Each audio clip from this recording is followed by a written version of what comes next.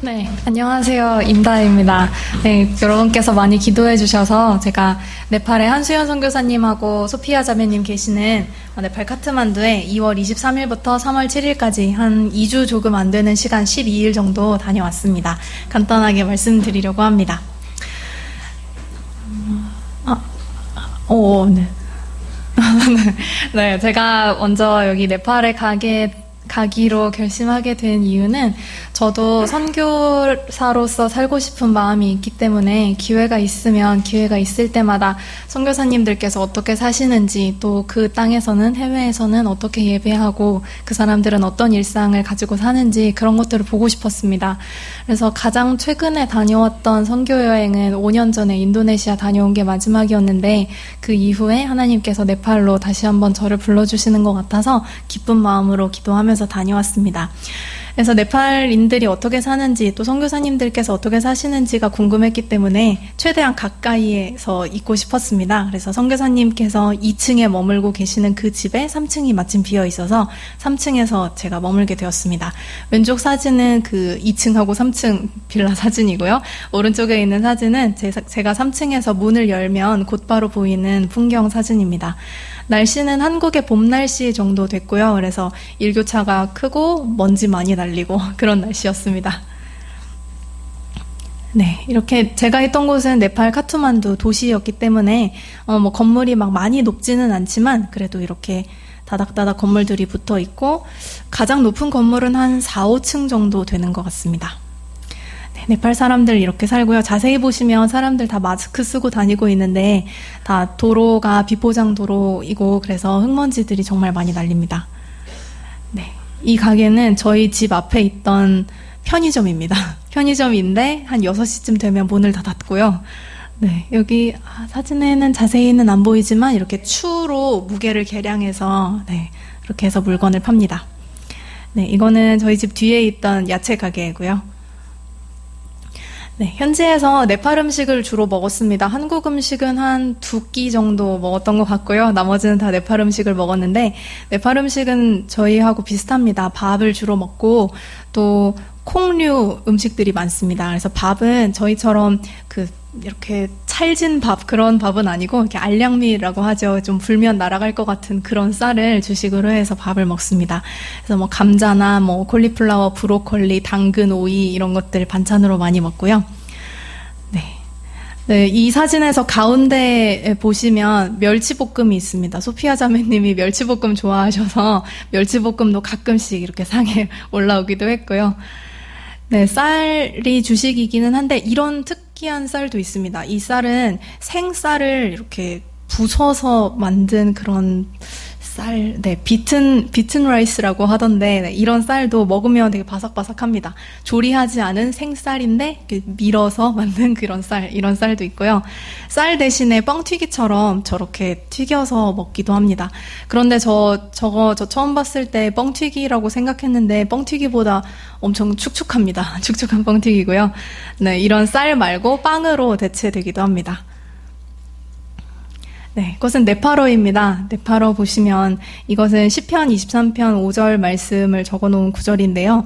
이 아래쪽에 있는 것이 자음이고 위에 이렇게 콩나물처럼 달린 것이 모음입니다. 네, 이것이 네팔어 자음입니다.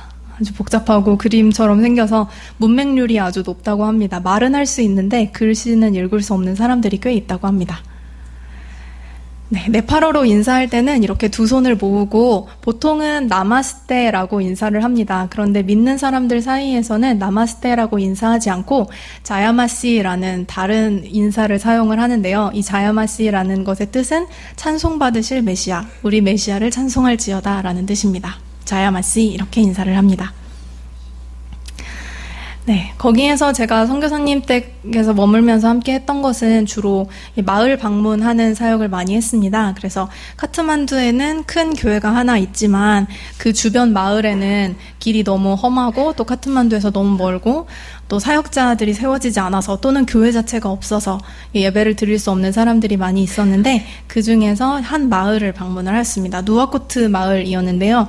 카트만두에서 그렇게 멀지 않았는데 좀 가난한 마을이고 또 지진으로 인해서 피해가 아직 복구가 되지 않아서 이렇게 소와 염소들과 같이 살고 이렇게 무너져 있는데도 아직 미처 복구를 하지 못한 모습들입니다. 네. 먼지도 많이 날리고 화장실도 마을에서 하나밖에 없어서 밤에 등불 들고 나가야 됩니다. 잘못하다가 소와 마주칠 수도 있고요. 네, 이런 마을입니다. 네, 이것은 그 성도님께서 사시는 어떤 집인데요. 이 집이 그나마 잘 지어지고 그나마 깨끗한 집이라고 합니다. 그래서 지진 때문에 교회가 무너졌을 때 이곳에서 함께 모여서 예배를 드렸다고 합니다. 이렇게 판자 같은 걸로 이렇게 막아놨는데요. 지금 정면에 보이는 그 판자 뒤로는 트럭들이 지나다니는 바로 그런 도로입니다. 그리고 바닥이 아주 깨끗해 보이지만 사실은 흙바닥이고 이렇게 저희가 손님으로 왔기 때문에 대나무 돗자리 같은 것을 펴서 식사할 수 있도록 자리를 마련해 주셨습니다. 네, 이것은 그 마을에 있는 교회입니다. 그래도 교회 건물은 지금 다 세워져서 함께 예배를 드릴 수 있었는데요. 이렇게 왼쪽은 자매님들이 앉으시고 오른쪽은 형제님들이 앉으십니다. 네, 여기에는 아직 사역자분이 없기 때문에 한수연 선교사님이나 또는 다른 네팔 현지인 목사님들이 돌아가면서 이 마을에서 말씀을 전하십니다. 이날은 한수연 선교사님께서 말씀을 전하셨습니다.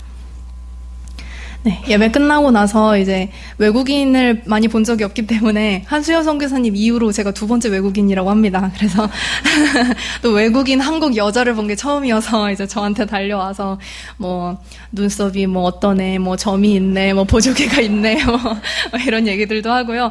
특이하게 여기 있는 사람들은 한국어로 성경을 읽는 소리를 듣고 싶다고 해서 제가 시편 34편을 읽기도 하고 또 글씨 쓰는 모습 보고 싶다고 해서 뭐 예수 그리스도, 교회, 뭐 복음, 구원 이런 단어를 쓰는 모습을 보여주기도 했습니다. 네, 마을 앞에서 자매님들과 함께 찍은 사진입니다. 네, 그리고 또 다른 마을입니다. 여기 치트완 근처에 있는 이 마을은 소피아 자매님의 부모님께서 사역하시는 그 근처에 있는 마을인데요. 카트만두에서 한 40km 정도 떨어져 있다고는 하는데 40km 떨어져 있지만 길이 험하고 좋지 않아서 가는데 한 대여섯 시간 정도 걸렸습니다. 네, 그 마을에는 교회 자체가 없습니다. 교회가 없어서 이렇게 한 가정에서 돌아가면서 모여서 예배를 드리는 모습입니다. 이렇게 아래쪽에 자매님들이 앉으시고 여기 약간 침대 같은 평상 같은 곳에 할아버지 한 분과 한수연 선교사님께서 앉으셔서 말씀을 전하셨습니다. 이때 말씀 전하실 때 그리스도인이 구원을 이룰 수 있는가, 그리고 구원 이후에 또 하늘에서 우리가 하나님 앞에서 받을 심판, 보상 이런 것들에 대해서 말씀을 전하셨습니다. 네, 그리고 이렇게 자매들끼리만 모이기도 합니다. 이것은 카트만두 근처에 멀리 떨어지지 않은 마을에서 이제 자매들끼리 모여서 하는 모임이었는데요. 저기 파란 옷 입은 아이 안고 계시는 분이 그 카트만두 교회의 목사님 사모님 되십니다. 그래서 저 사모님께서 이제 인도하셔서 같이 말씀 읽고 성경 읽고 뭐 찬송도 부르고 또 기도 제목도 나누고 각자 구원받지 못한 가족들, 뭐 아이들 위해서 기도하는 시간도 가지고요. 그랬습니다. 네, 이것이 네팔어 성경이고 찬송가입니다. 이게 펼쳐져 있는 것이 성경이고 그 뒤에 있는 보라색, 그죠? 뭐라 써 있는 저것이 찬송가인데요. 찬송가가 좀 특이합니다. 찬송가지만 악보가 없고 가사집입니다. 그래서 연주자용은 악보가 있지만 사람들이 그냥 볼 때는 가사집으로 이렇게 봅니다. 여기 1절이 있고 1절 아래에 좀 굵은 글씨로 되어 있는 것이 후렴이고요. 그 밑에 2, 3, 4, 5절이 있습니다. 자세히 보시면 아시겠지만 저희처럼 아라비아 숫자를 쓰는 것이 아닙니다. 1, 2, 3, 4, 5, 6 그 표기도 네팔어 표기가 따로 있어서 성경을 이제 말씀 전하실 때 성경을 찾다가 뭐 고린도후서 뭐 5장 17절 보겠습니다 했는데 제가 5장 17절을 놓쳐서 몇 장 몇 절이지 하고 옆을 보면 아라비아 숫자가 아니라 다른 숫자가 막 써 있어서 좀 헷갈리기도 하고 그랬습니다. 네, 이것이 한수연 선교사님과 또 클라우드 선교사님 부부가 계시는 카트만두에 있는 교제 교회입니다. 이 교회는 이렇게 강당 같은 것이 하나가 있고, 네, 앞에는 입간판으로 뭐라 써 있는지 잘 모르겠지만 뭐 예배 있으니 오세요 이런 입간판도 써 있습니다. 그리고 이 강당 오른편에는 이런 작은 공간들도 있습니다. 저 하늘색 문 4개 있는 것이 화장실이고요. 그 옆에 작은 방 하나 있고 왼쪽으로 부엌이 있습니다. 강당 안으로 들어가면 역시 가운데로 나눠서 왼쪽 자매님, 오른쪽 형제님 이렇게 앉으시고요. 저기 강대상 뒤쪽으로 있는 것은 하나님의 속성을 나타내는 단어들을 써놓은 것이라고 합니다. 뭐 창조라든지 영원하심이라든지 구속이라든지 그런 단어들입니다. 네, 그리고 여기에서는 네팔어로 말씀을 전하셨기 때문에 저는 한수연 선교사님께서 동시통역해 주시는 걸로 이렇게 들었습니다. 이제 저 말고 스리랑카에서 온 한 가족들, 그리고 싱가포르에서 온 가족들도 영어를 사용할 수 있어서, 그러니까 네팔어는 안 되고 영어를 사용할 수 있어서 영어로 통역해 주시는 것을 들었습니다. 네, 금요일에는 젊은이 모임이 있습니다. 그래서 10대 아이들이 아까 보셨던 그 마을들에서 아이들이 많이 모여서 같이 예배를 드리고요. 이날 금요일에는 하주연 선교사님께서 한국 방문한 이후에 어땠는지 그런 것들을 보고를 하셨습니다.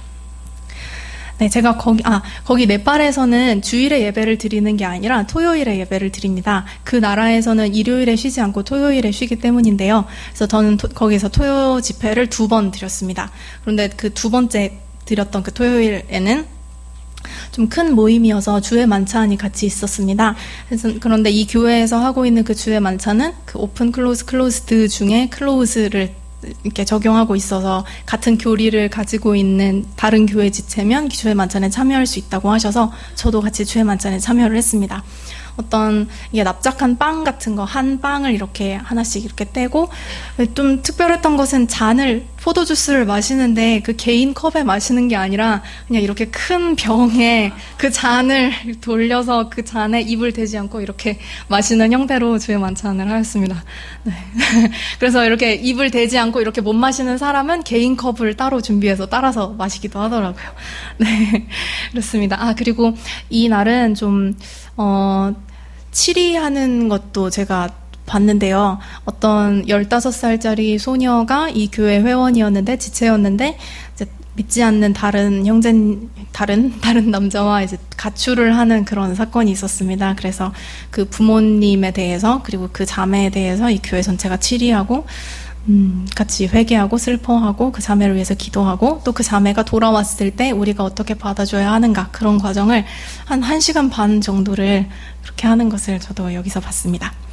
네, 이날은 주의 만찬이 있었고, 주의 만찬이 있을 때는 그 다음에 이렇게 각자 집에서 조금씩 음식을 가져와서 이제 음식들을 나눕니다.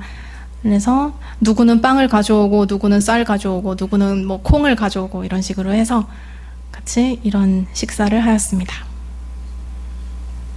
네, 거기에 계셨던 클라우드 선교사님 부부를 잠깐 소개하려고 합니다. 여기 두 분께서는 미국인이신데 네팔에서 선교하신 지 한 30-40년 정도 되셨습니다.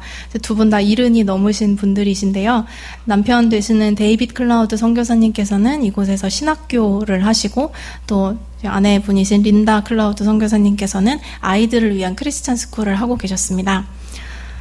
저는 크리스찬 스쿨을 방문을 해서 여기에 있는 아이들 한 10명 정도 됩니다. 10명 정도 되는 아이들하고 같이 저렇게 종이접기 이렇게 늘어놨다 줄어들었다 할 수 있는 그런 이런 셔츠를 같이 만드는 시간을 가졌고, 그리고 이 아이들이 어떻게 수업을 받고 있는지 그 수업도 좀 참관하는 시간을 가졌습니다.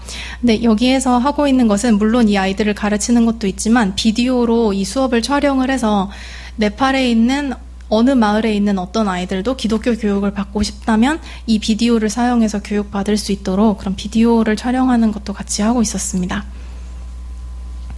네, 저 그리고 거기서 네팔어를 종이접기를 했는데요. 이게 무슨 말이냐면, 아까 네팔어 보신 거 아시겠지만 굉장히 복잡합니다. 굉장히 복잡해서 말은 할 수 있지만 글씨 쓸 수 없는 사람들이 많습니다. 그래서 이 크리스찬 스쿨에서는 문맹률을 좀 낮추기 위해서 이 글씨를 네팔인들에게 가르쳐주는 그런 사역도 하고 있는데, 여기에 있는 이 글씨 중에서 종이접기로 만들 수 있는 글씨들을 제가 좀 생각을 해서 이렇게 글자 5개를 만들어 왔습니다.